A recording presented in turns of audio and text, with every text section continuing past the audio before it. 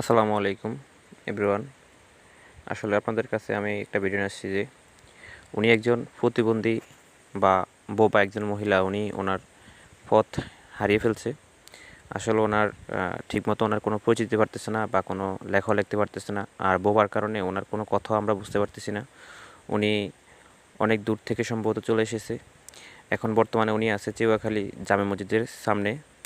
যদি কোনো ব্যক্তি এই মহিলাটাকে চিনে থাকেন, অবশ্যই ওনার পরিবারকে খুঁজে বের দিবেন বা ওনার পরিবারদেরকে একটু জানানোর চেষ্টা করবেন, যেহেতু ওনাকে চেউয়াখালী বাজার থেকে ওনাকে দ্রুত সম্ভব নেওয়া যায়। আর আরেকটা বিষয় হচ্ছে যে আসলে উনি খুব কান্না করতেছে আজকে, প্রায় মনে হয় 2 দিন যাবৎ।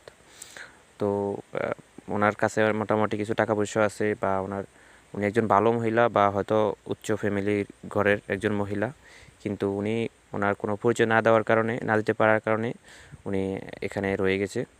তো যদি কোনো ব্যক্তি এই মহিলাটিকে চিনে থাকেন, তাহলে অবশ্যই আপনারা তাদের পরিবারকে বা গার্ডিয়ানকে জানানোর ব্যবস্থা করবেন।